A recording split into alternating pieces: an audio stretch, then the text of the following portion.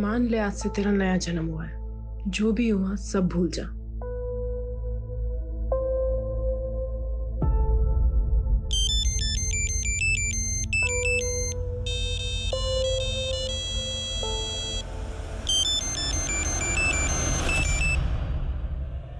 दुल्हनिया, तेरी बड़ी याद आ रही।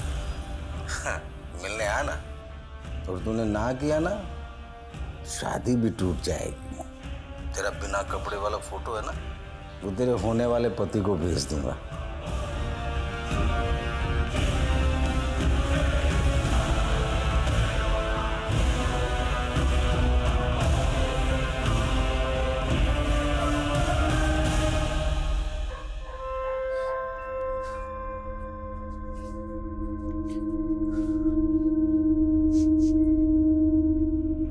लड़की रुक।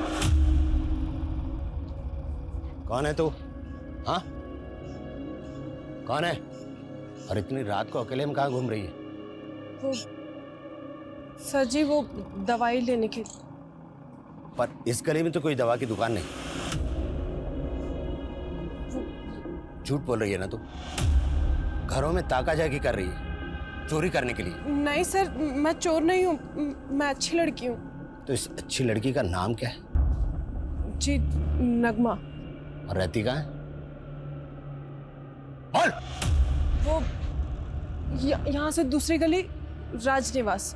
चल, मैं तुझे घर छोड़ देता हूँ। चल।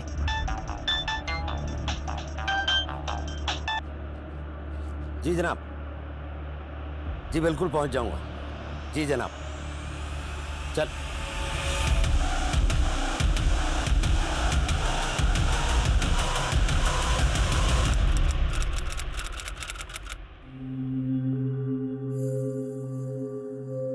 लड़की, लड़की रुक। लड़की,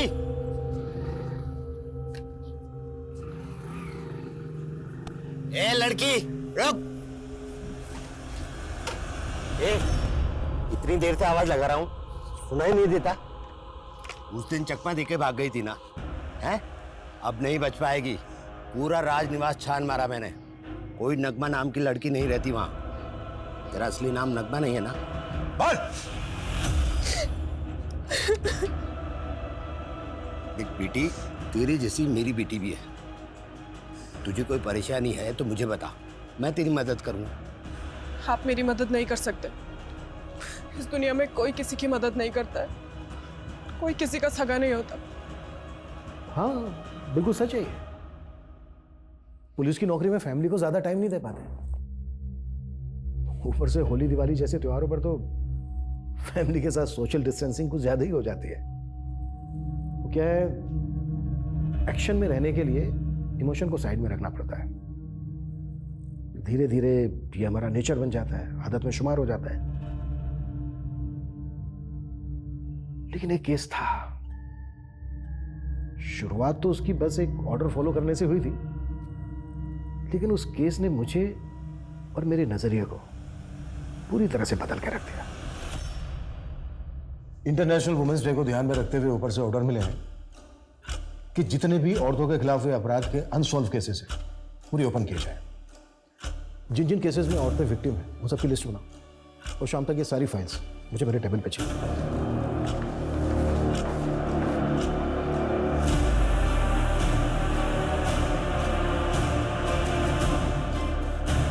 सर, हमने 3 केस नोट डाउन किए। ये हमारे फर्स्ट केस की फाइल।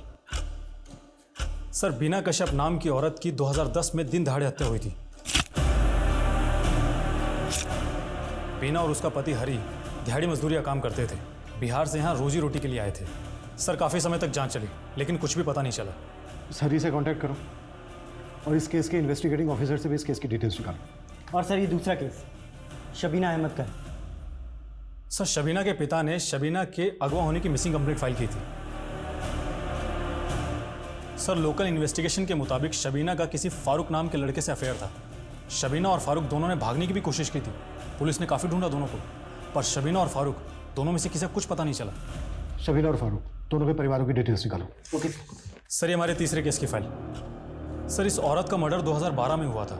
शादीशुदा थी लेकिन अकेली रहती थी और इसका पति कुवैत में काम करता था। इस केस की भी डिटेल्स निकालो। फिलहाल इन 3 केसेस पे ही काम करते हैं। Okay sir.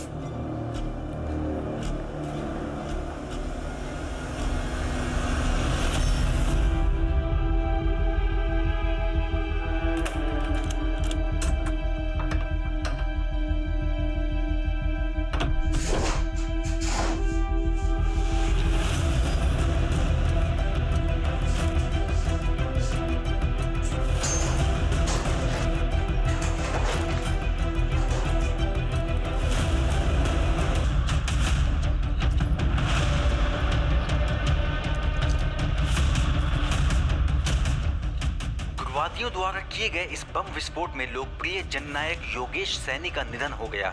इस खौफनाक हादसे के पीछे किस संगठन का हाथ है, ये अब तक नहीं पता चल पाया है।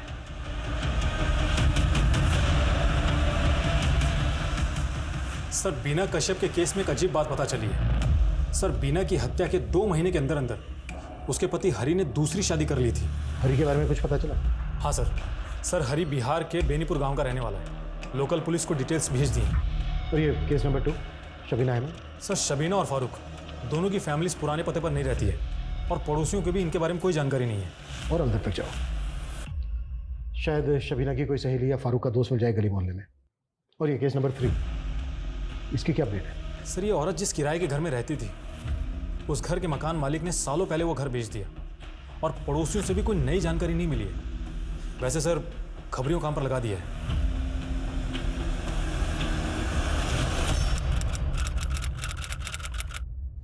Thank you. देखिए, मेरे लिए बहुत ही ऑनर की बात है कि ये यंग अचीवर अवार्ड के लिए मुझे चुना गया एंड आई रियली होप कि मेरी कहानी से बाकी यंगस्टर्स भी इंस्पायर होंगे। अरे वाह गोल बेटा, तूने तो कमाल कर दिया। अरे तेरे माँ बाप के मरने के बाद मुझे इसी बात की फिक्र थी कि मैं तुझे और इस बिजनेस को कैसे संभालूंगा, पर देखो उस भगवान की कृपा से आज। दादाजी, जो भी किया है मैंने किया है, आप प्लीज इसका क्रेडिट भगवान को मत दीजिए। मैं प्रसाद ले रहा हूँ। Sir parcel. दादाजी 1 मिनट।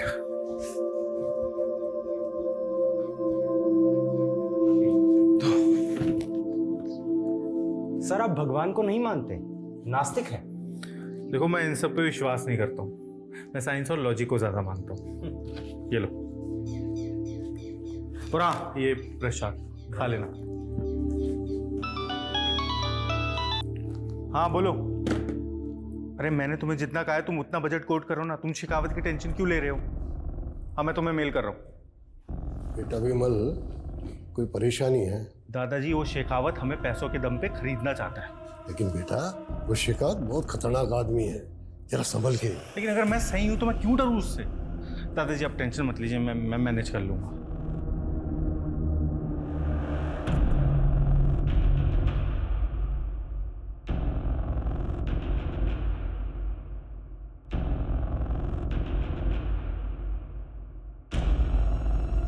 मुरली, क्या हुआ? कुछ काम है क्या?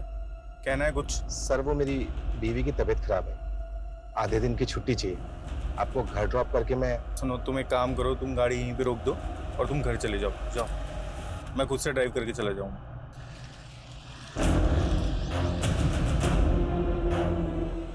हेलो।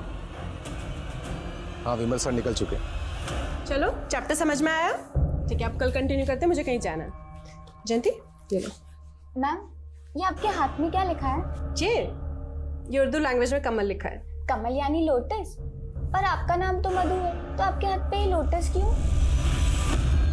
तेरे ना सवाल कभी खत्म नहीं होते। चल भाग जाए ऐसे, वरना ज्यादा होमवर्क दे दूंगी। बाय। पूरा कंप्लीट चाहिए होमवर्क मुझे।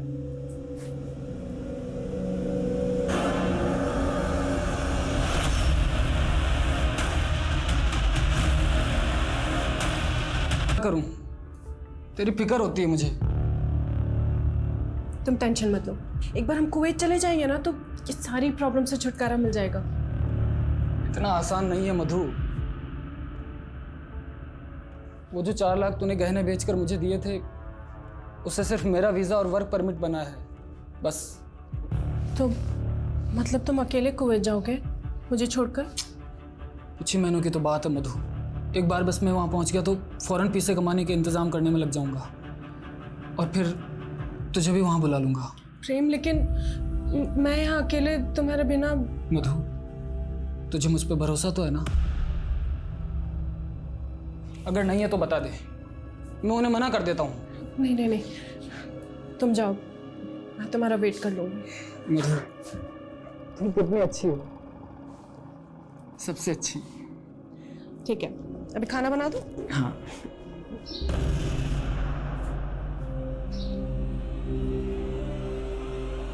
मधु मान गई। सर, बीना कश्यप के मर्डर केस में हमारा पहला सस्पेक्ट उसका पति हरि है। सर, लोकल पुलिस इसके गांव गई थी तो पता चला है कि अब वहां पर नहीं रहता है। और सर, एक पड़ोसी से पूछताछ करने पर मालूम चला है कि पिछले कुछ सालों से ये केरला में दिहाड़ी मजदूरी का काम कर रहा है और 2 साल से अपने गांव भी नहीं लौटा है। केरला पुलिस को इसकी अपडेट भेजो। और ये केस नंबर 2, शबीना अहमद, इसकी क्या प्रोग्रेस है? सर, शबीना के बारे में तो कुछ भी पता नहीं चला है, लेकिन फारूक के बारे में पता चल गया है। लोकल टीम उससे पूछताछ करने निकल चुकी है। और केस नंबर 3, इसकी क्या अपडेट है? सर, इस केस के इन्वेस्टिगेटिंग ऑफिसर को मैंने पुलिस स्टेशन बुला लिया है। प्रेम, लो। अच्छा सुनो, फ्लाइट में बैठते ही मुझे फ़ोन करना भूलना नहीं। ये भी कोई कहने की बात है? और देखना, 4-5 महीने बाद तुझे भी वहाँ बुला लूँगा। प्रेम, मुझे भूल तो नहीं जाओगे ना? कैसी बात करती है मधु? अगर तू नहीं होती तो मैं कभी कुवैत जा ही नहीं पाता। अब अगर तू ऐसे उदास रहेगी तो मैं जा नहीं पाऊंगा ना। थोड़ा हंस दे। अरे प्रेम भाई, वो गाड़ी आ गई है। सामान रख दूं मैं? हाँ, मैं कुछ भूल गया। अरे मधु भाई, मैं रख रहा हूं ना। और आप ना फिक्र बिल्कुल मत करना, मतलब प्रेम भाई जा रहे हैं तो क्या हुआ, हम तो हैं आपकी खिदमत में, पूरा ख्याल रखेंगे आपका। अरे प्रेम भाई क्या कर रहे हो? मुझे अरे जा रहा हूँ, हमारे लिए कुछ लेकर आना। हाँ आइए।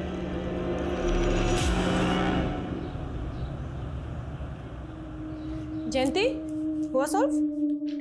दिखा। हाँ, अरे नहीं देख, ऐसे करेगी तो हमेशा गलत ही आंसर आएगा ना, तुझे बोला था ना। जयंती इधर ध्यान दे, इस मेथड से ट्राई कर, मैं वापस आती हूँ, चेक करूंगी। अस्सलाम वालेकुम। वालेकुम अस्सलाम। वो दरअसल क्या है ना,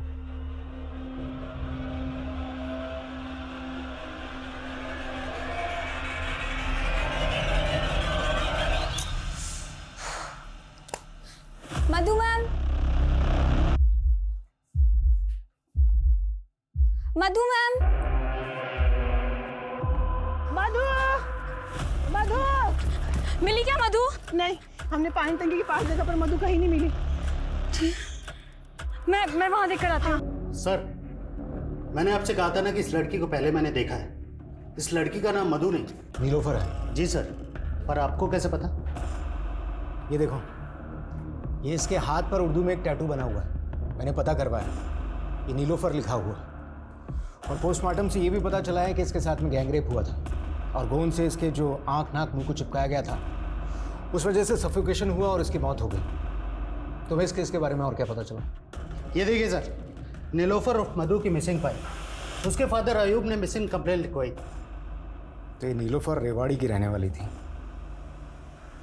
लेकिन नीलोफर से मधु क्यों बनी? फिर हमने नीलोफर के पति प्रेम से बात की, जो उस वक्त कुवैत में था।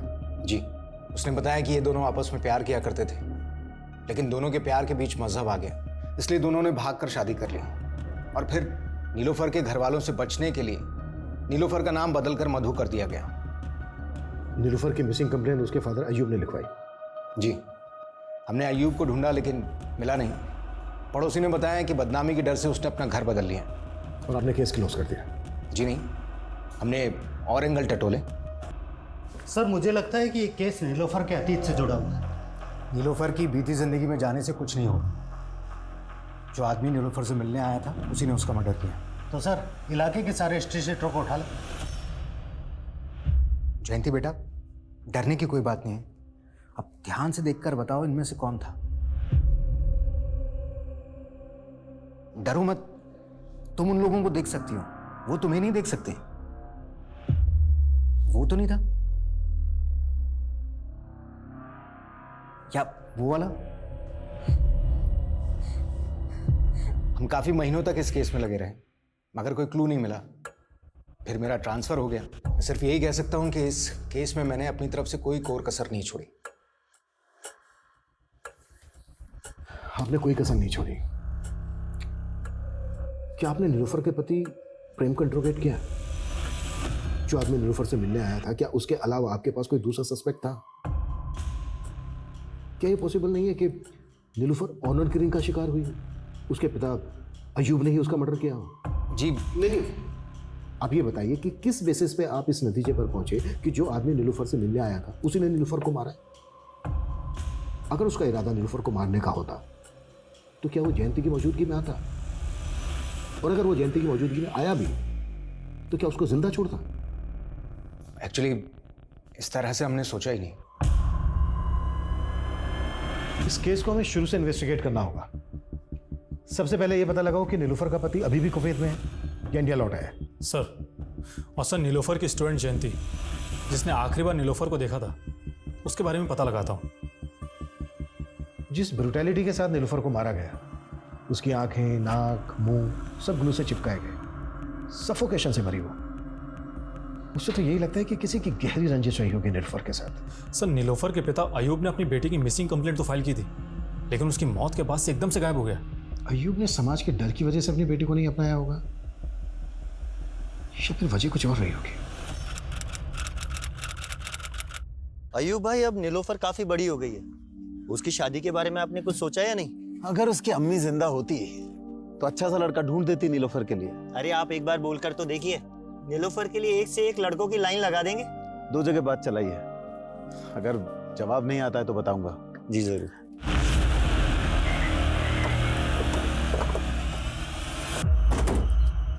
साहब 2 साल तक मधु और प्रेम मेरे यहाँ किराएदार थे। मधु की मौत के बाद पता चला कि उसका नाम नीलोफर था। 2 साल से जानते थे आप नीलोफर और प्रेम को? दोनों पति पत्नी के बीच रिश्ता कैसा था? साहब दोनों के बीच रिश्ते बहुत अच्छे थे, पर हाँ, एक बार मैंने मधु को बहुत आग बबूला होते देखा था। समझ में नहीं आता, एक बार में मिल गया ना जवाब, निकल। मधु बेटा, क्या हुआ? क्या किया गौतम ने? कुछ नहीं काका, गरीब की लुगाई सबकी भौजाई होती है।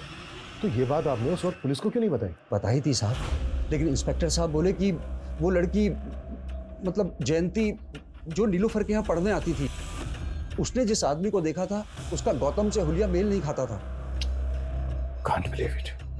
अच्छा, इस हादसे के बाद आपकी नीलोफर के पति प्रेम से बात हुई थी? एक बार सर, वो अपना सामान लेने वापस आया था, नीलोफर की मौत के करीब 1 साल बाद। जब नीलोफर और प्रेम आपके मकान में रहने आए थे तो आपने उनकी आईडीज, डॉक्यूमेंट्स तो लिए ही होंगे।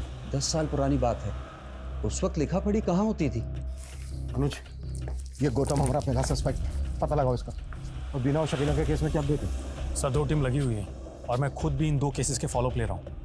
ओके, पता नहीं क्यों मुझे ऐसा लग रहा है कि नीलोफर के केस में अभी भी बहुत कुछ सामने आना बाकी है।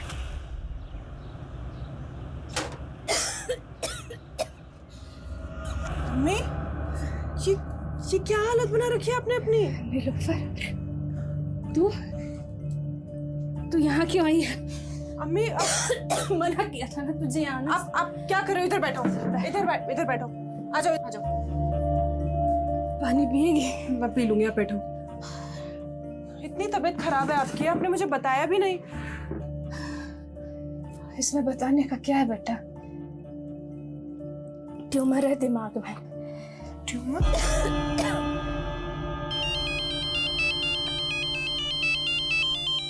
हाँ हेलो गौतम, मेरी अभी अम्मी के डॉक्टर से बात हुई।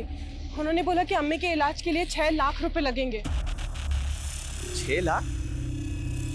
नीलोफर, इतने रुपए कहाँ से आएंगे? कुछ समझ में नहीं आ रहा है, क्या करूं। मेरे पास करीबन 1 लाख रुपए रहेंगे, लेकिन बाकी के पैसे। गौतम, तुम कुछ करो ना। अरे नीलोफर, अब मैं क्या करूंगा इसमें? लेकिन हाँ सुन, तू अगर चाहे ना, बड़ा सीट है। अरे तेरी फोटो देख के हिल गया था, अब तेरा जलवा देखेगा तो पिघल जाएगा। आ जाओ।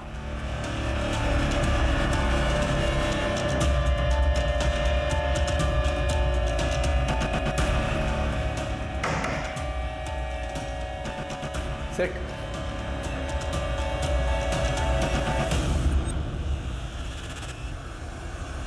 सर, बीना के पति हरी ने बताया कि उसने बीना की मौत के तुरंत बाद शादी सिर्फ अपने 2 बच्चों के लिए की थी, जिन्हें वो अकेले संभाल नहीं पा रहा था। हरी ने उस वक्त किसी पे शक जताया था? सर, उसकी कंस्ट्रक्शन साइट पे 2 मजदूर थे, दीपक और रुपेश। दोनों शराबी थे और बीना की उनसे कुछ कहा सुनी भी हुई थी। हरी का स्टेटमेंट वेरीफाई करो सर। और शबीना केस पे क्या अपडेट है? सर मेरी फारूक से बात हुई है, अब वो शादीशुदा है, लेकिन सर उसकी शादी शबीना से नहीं बल्कि किसी और ही लड़की से हुई है। और सर उसने शबीना को नहीं भगाया था। फारूक पे नजर रखो और फारूक के दोस्तों से भी बात करो। सर। हाँ अनुज।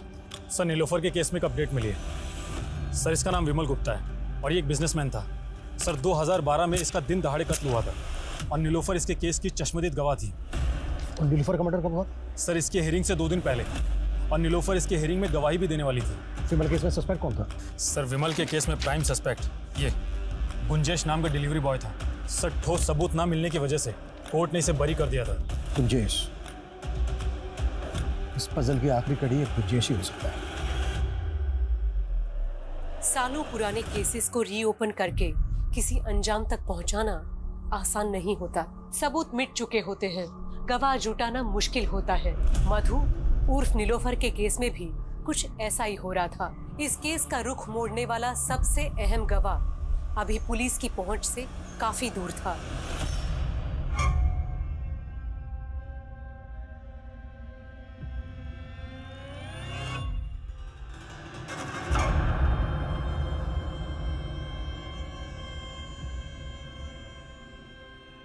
अच्छा सुनो, मैं जा रही हूँ, शाम तक लौटूंगी। Okay darling.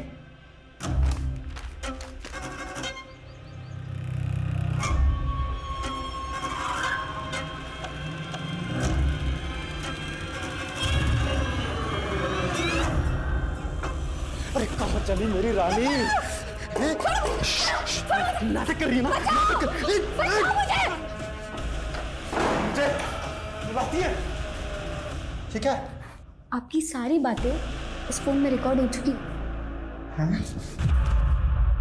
लीजिए लीजिए, लंगोट के बड़े ढीले हैं आप। चलिए अब थोड़ा पैसा ढीला कीजिए, वरना ये सारी फुटेज ना मालकिन को दिखा दूंगा।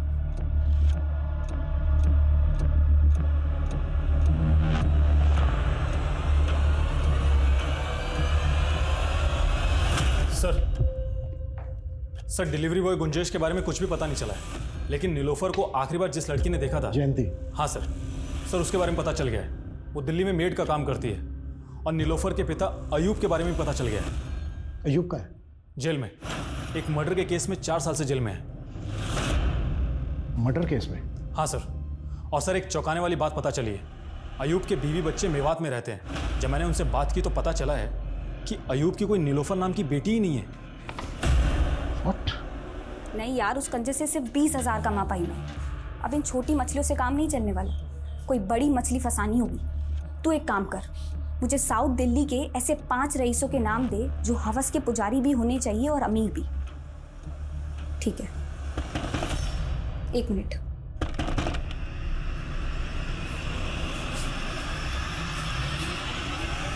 जी जयंती जी कहिए। मुझे तुम्हारी टीचर मधु के मर्डर के सिलसिले में तुमसे कुछ बात। लेकिन मुझे कोई बात नहीं करनी। सुनो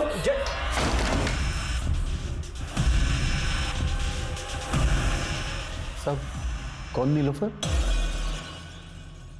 मेरी उम्र हो गई है इसलिए कुछ याद नहीं रहता। आप क्यों मुझे परेशान कर रहे हैं? कम से कम जेल में तो चैन से रहने दीजिए। अच्छा, जेल में लोग चैन से रहने नहीं, सजा काटने आते हैं। एक मदद कर हमारी ये जानने में कि नीलोफर की मौत कैसे हुई थी। नहीं तो तुझे तेरी बेटी नीलोफर का कातिल साबित करना हमारे लिए कोई बड़ा काम नहीं होगा। चल बोल, कैसे हुई थी तेरी बेटी नीलोफर? नीलोफर मेरी बेटी नहीं थी साहब, नीलोफर कॉल गर्ल थी। देखते ही भाग गई थी साहब मुझे। नीलोफर को अपनी अम्मी के इलाज के लिए पैसों की जरूरत थी, तो मैंने पैसे देकर उसे खरीद लिया उसके दलाल गौतम से। 7 लाख रुपए देकर 7 महीने के लिए खरीदा था साहब उसे, पर साहब वो सिर्फ 2 महीने में भाग गई। फिर तूने नीलोफर का बाप बनकर उसकी मिसिंग कंप्लेंट फाइल करवाई। तो और क्या करता साहब, सारे अड़ोसी पड़ोसी मेरे पीछे पड़ गए साहब। इसलिए मार डाला उसको? नहीं साहब, मुझे तो खुद नीलोफर के मौत की खबर अखबार से मिली साहब। मेरे तो पैसे भी गए और लड़की भी गई साहब। वो दलाल गौतम जिसे तूने नीलोफर को खरीदा था, कहाँ मिलेगा? वो सब होटल रोजवुड उसका पुराना अड्डा हुआ करता था। शायद अब भी वहां आता जाता हो।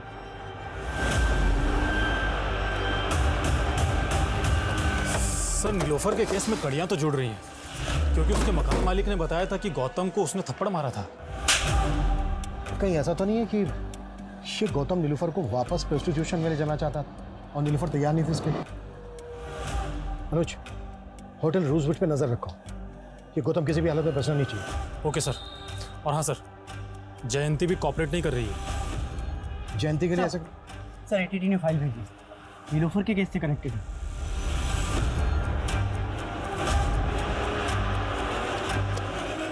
क्या हुआ सर? 11 साल पहले एक लीडर की ब्लास्ट में हत्या हुई थी। नीलोफर से भी पूछताछ हुई थी उस केस में। उस ब्लास्ट में इन्वॉल्व एक आदमी से रिलेशन थे नीलोफर के। उस वक्त नीलोफर ने एटीटी को बताया था कि वो एक कॉल कर रहा है, उसके बहुत सारे क्लाइंट हैं जिनकी बैकग्राउंड के बारे में उसे कुछ नहीं पता। इसका मतलब नीलोफर के लिंक उग्रवादियों से भी थे? एटीटी को शक तो था नीलोफर पे, हालांकि कुछ साबित नहीं हुआ। पहले एक टीचर, उसके बाद कॉल कर, फिर उग्रवादियों से उसके सामने। आखिर थी क्या ये लड़की?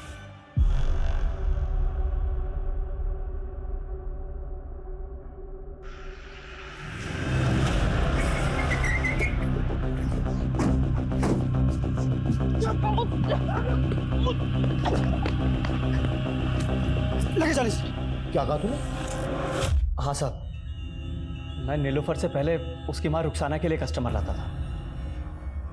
रुखसाना भी इसी धंधे में थी साहब, लेकिन वो नहीं चाहते थे कि उसकी बेटी नीलोफर ये काम करे, और यही कारण था कि उसने अपनी बेटी को खुद से दूर रख के पढ़ाया। इधर आ, मैंने कहा था ना तुझसे ये जगह तेरे लिए नहीं है, फिर यहाँ क्यों आई?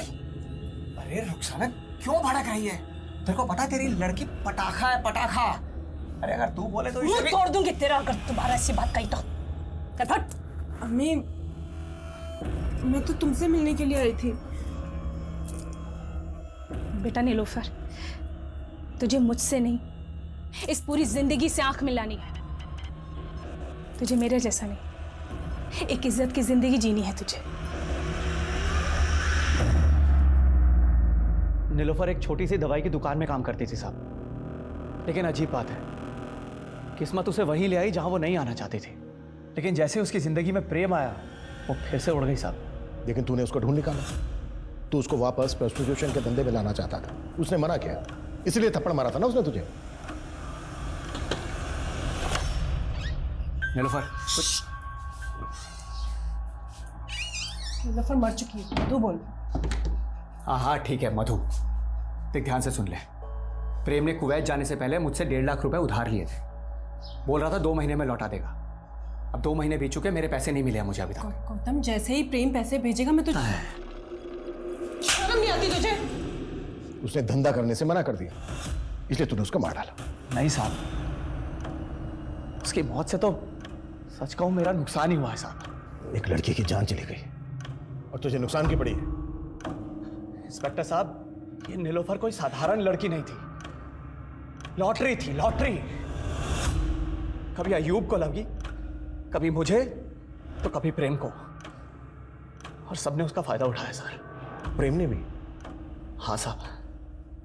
कहाँ मिलेगा प्रेम? वो तो नहीं पता मुझे साहब, लेकिन अगर आप लोगों को मिल जाए तो मेरे पैसे निकलवा लेना उससे, और चाहिए तो थोड़े पैसे आप भी रख लेना। अरे सर सर, अरे मारिए मत सर। मैं अरे खास इंफॉर्मेशन दे सकता हूँ आपको सर। सर एक औरत है आयशा कुरैशी नाम की। आयशा कुरैशी?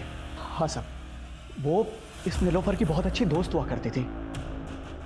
मुझे पक्का यकीन है कि उसे जरूर पता होगा इन दिनों ये प्रेम कहाँ पे है।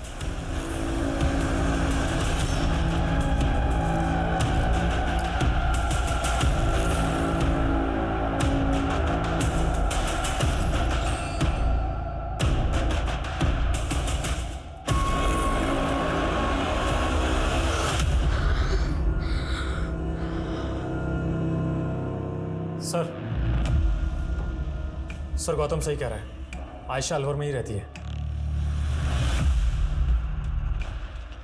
नीलोफर का केस काफी उलझाने वाला है, और मुझे कुछ तो है जो अभी भी इस केस में छूट रहा है।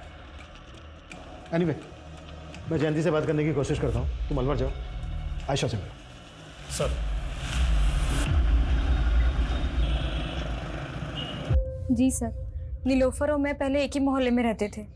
कुछ ही दिनों में दोस्ती भी हमारी अच्छी हो गई थी। प्रेम के साथ खुश थी सर वो, लेकिन ये गौतम उसे बहुत तंग करता था सर। बार बार उसे वापस से धंधे में बैठने के लिए दबाव डालता था। हो ना हो सर, ये गौतम ने ही उसे मारा है। अगर गौतम ने नीलोफर को मारा है तो वो बचेगा नहीं, लेकिन हमारा प्रेम से बात करना बहुत ज़रूरी है। कुछ बता सकती हो प्रेम के बारे में? सर मुझे प्रेम के बारे में कुछ नहीं पता।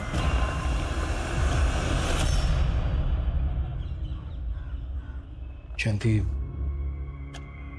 मैं जानता हूं उस हादसे ने तुम्हारी जिंदगी बदल के रख दी थी। देखो, अगर तुम हमें नीलोफर, मेरा मतलब है कि मधु के कातिल तक पहुंचने में मदद करोगी तो न सिर्फ मधु को इंसाफ मिलेगा बल्कि तुम्हें भी सुकून पहुंचेगा। सर आज भी उस आदमी के पैरों की आहट मुझे डरा देती है। अब वो डरेगा। बस जितना तुम उस आदमी के बारे में जानती हो उसके बारे में ज्यादा से ज्यादा हमें बताने की कोशिश करो ताकि हम जल्दी से उस तक पहुंच सकें। सर मैं ज़्यादा कुछ तो नहीं जानती, लेकिन उसने अपने हाथ में एक सिल्वर कलर का ब्रेसलेट पहना था। ब्रेसलेट? हाँ सर। अच्छा जयंती, मधु ने कभी जिक्र किया था तुमसे कि उसका पति प्रेम कहाँ का रहने वाला है? कुछ इस बारे में बताया था?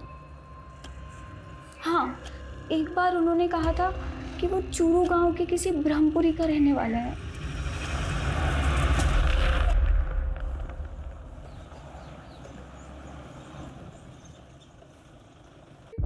प्रेम शुक्ला? सब प्रेम को तो 2015 में किसी ने मार दिया था। कैसे हो सकता है? कितना नजदीक थे हम केस सॉल्व करने के। सर प्रेम की पोस्टमार्टम रिपोर्ट। सर रिपोर्ट के मुताबिक प्रेम की आंखें, मुंह, नाक भी नीलोफर की तरह ग्लू से चिपकाए गए थे और दोनों की बॉडी में सेम ड्रग के ट्रेसेस भी मिले थे। लेकिन नीलोफर को तड़पा तड़पा के मारा गया था, जबकि प्रेम को मारने में जल्दबाजी दिखाई गई है। प्रेम की मौत सफोकेशन से नहीं हुई बल्कि फटल ब्लो से हुई। प्रेम के चेहरे और सर पर 5 बार वार किए गए। हो ना हो नीलोफर और प्रेम का कातिल एक ही है। अनुज, नीलोफर और प्रेम के मर्डर की पहले की उनकी सारी एक्टिविटीज पता करो। Yes sir.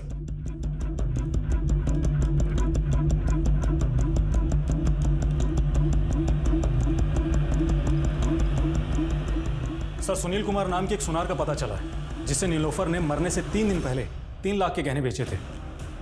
क्या नाम बताया तुमने सुनार का? सर सुनील कुमार। किसी ज़माने में मैं भी पुलिस में था, तब से जानता हूँ नीलोफर को। उस वक्त वो एक छोटी सी दुकान पर बैठा करती थी, फिर अचानक पता नहीं कहाँ गायब हो गई और फिर मेरी रिटायरमेंट के बाद वो मुझसे मिली। तब पता लगा कि उसने किसी प्रेम नाम के लड़के से शादी कर ली। उसकी मौत से कुछ दिन पहले उसने मुझे घर पर बुलाया था। बेटा, प्रेम को कुवैत भेजने के लिए तूने पहले ही कितनी जेवर भेज दी, अब ये भी भेज दी कि तू तेरे पास क्या बचेगा? चाचा, ये जेवर बेचकर मुझे भी कुवैत जाना है, प्रेम के पास। मुझे जेवर की नहीं, अपने पति की ज़रूरत है। आप देखिए ना, इनका जितना भी पैसा बनता है आप मुझे दे दीजिए। मुझे क्या पता था कि वो पैसे उसकी मौत से जा जुड़ेंगे। जरूर सर इन पैसों की वजह से ही किसी ने मार दिया नीलोफर को। ठीक है सुनील, फिलहाल तुम जा सकते हो, जरूरत पड़ी तो दोबारा बुलाएंगे। जी सर। अनुज, अपने खबरियों से कहो कि वो पता लगाएं कि नीलोफर के मर्डर के आसपास किसी के पास अचानक से बहुत सारे पैसे आए थे क्या? Yes sir.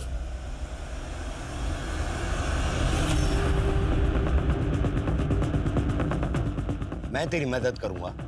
आप मेरी मदद नहीं कर सकते, कुछ कर लीजिए मुझे।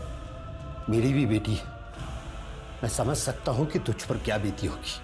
और अब मेरी बात ध्यान से सुनो, तूने मनोहर लाल को नहीं मारा, ये हार्ट अटैक से मरा है। तू ये सब कुछ भूल जा और जा अपनी नई जिंदगी शुरू कर। जा बेटी, जा। सर जिस एरिया में नीलोफर का मर्डर हुआ था उसी एरिया के आसपास 3 और औरतों का मर्डर हुआ था। और हाँ सर, उन 3 औरतों का मर्डर भी उसी ड्रग से हुआ था जिससे नीलोफर और प्रेम कुमार का हुआ था। उनकी आंखें और मुंह भी ग्लू से चिपकाए गए थे? नहीं सर, लेकिन हाँ सर, उन सभी ने नीलोफर की तरह मरने से कुछ दिन पहले कोई जेवर या प्रॉपर्टी बेची थी, लाखों रुपए जमा थे उनके पास, जो उनको मारकर लूट लिए गए थे। ये किसी सीरियल किलर का काम तो नहीं है? अचानक से उसके पास काफ़ी पैसा आ गया था और नीलोफर की मौत के कुछ दिन बाद ही शोएब अपनी बीवी के साथ नए घर में शिफ्ट हो गया है। ये देखिए सर, ये उसका एड्रेस है। हाँ सर, शोएब मेरे पति है। कहाँ मिलेगा शोएब इस वक्त? सर वो अक्सर शहर के बाहर रहते हैं। अभी इस वक्त वो कहाँ हैं मुझे नहीं मालूम। ओके, कोई बात नहीं। शायद हो सकता है आयशा जी आपको याद ना आ रहा हो कि वो कहाँ है, पर कोई बात नहीं, हम याद दिलवा देंगे। ये पूजा है। पूजा, जरा आयशा जी को याद करवाओ। सर मैं बताती हूँ सर।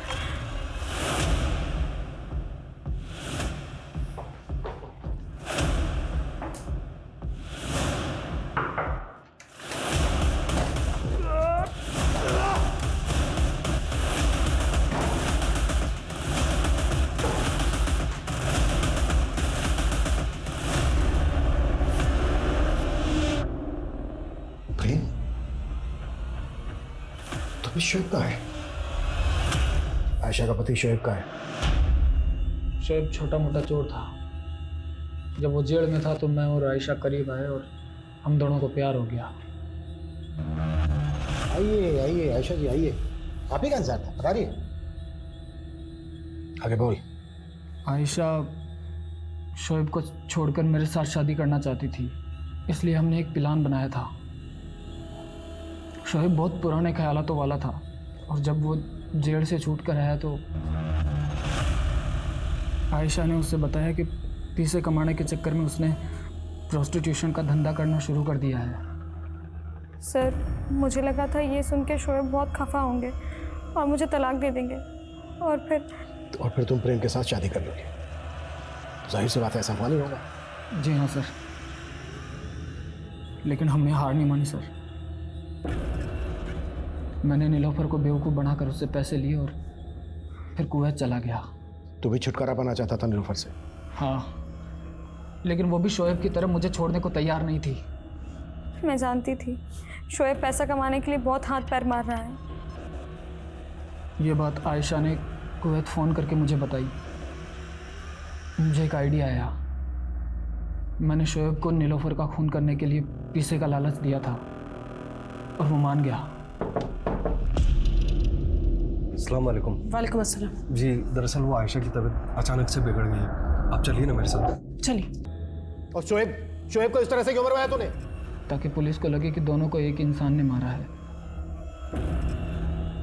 हम दोनों को लगा कि शोएब को कातिल समझकर पुलिस उसके पीछे जाएगी। नीलोफर की तरह और भी लड़कियां थीं प्रोस्टिट्यूशन के धंधे में, उनको क्यों मरवाया? पैसे के लिए। पहले उन्हें मेरे प्यार के जाल में फंसाता और फिर शादी का वादा करता और पैसे मिलते ही मार डालता।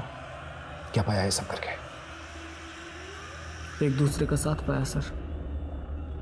हम दोनों हर हाल में हमेशा एक दूसरे के साथ रहना चाहते थे।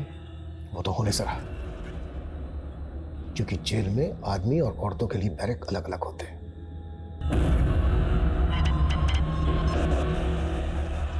मधु उर्फ नीलोफर की कहानी ने मेरी अब तक की क्राइम की समझ पर कई सवाल या निशान खड़े कर दिए। मुझे एहसास हुआ कि कभी कभी इंसान पूरी तरह से सही या गलत नहीं होता है। कई बार इंसान हालातों के आगे मजबूर भी होता है। इसलिए आप सभी से मेरा अनुरोध है कि किसी को भी जज करने से पहले एक बार उसके हालातों के बारे में जरूर सोचें। रीओपन किए गए तीनों केसेस को सॉल्व करने में पुलिस कामयाब रही। बीना की हत्या के जुर्म में उसके पति हरी को पुलिस ने अरेस्ट कर लिया। शबीना अहमद ऑनर किलिंग का शिकार हुई थी। शबीना के पिता और भाई ने ही उसकी हत्या की थी। वो दोनों भी इस वक्त पुलिस की हिरासत में हैं। बिजनेसमैन विमल गुप्ता के कत्ल की वजह बड़ी विचित्र थी। गुंजेश ने विमल की हत्या की क्योंकि विमल भगवान को नहीं मानता था। सर आप भगवान को नहीं मानते, नास्तिक हैं। देखो मैं इन सब पे विश्वास नहीं करता हूँ, मैं साइंस और लॉजिक को ज्यादा मानता हूँ। और उसकी बातों से गुंजेश की भावनाओं को ठेस पहुंची थी। प्रेम और आयशा ने मधु और शोएब की लाशों पर अपने प्यार का आशियाना बनाना चाहा, लेकिन जुर्म की दीवार से टिकी इमारत हमेशा ढह जाती है। इन केसेस की कामयाबी से एक बार फिर से ये बात साबित हो गई कि अपराधी कितना ही शातिर क्यों न हो, कानून के शिकंजे से ज्यादा देर बच के नहीं रह सकता। जैसे हर केस की एक नियति होती है, वैसे हर अपराधी की भी एक नियति होती है। Crime never page. हर मुजरिम की नियति में उसके अपराध का दंड लिखा होता है। अब मैं सोनाली कुलकर्णी आपसे विदा लेती हूँ। फिर मिलेंगे क्राइम पेट्रोल सतर्क जस्टिस रीलोडेड में एक नए केस के साथ। तब तक अपना और अपने परिवार का ख्याल रखिए। आप जानते हैं हम सब एक मुश्किल दौर से गुजर रहे हैं। कृपया मास्क पहने, सैनिटाइजर का इस्तेमाल करें और सोशल डिस्टेंसिंग ध्यान में रखें। देखते रहिए क्राइम पेट्रोल सतर्क। जय हिंद।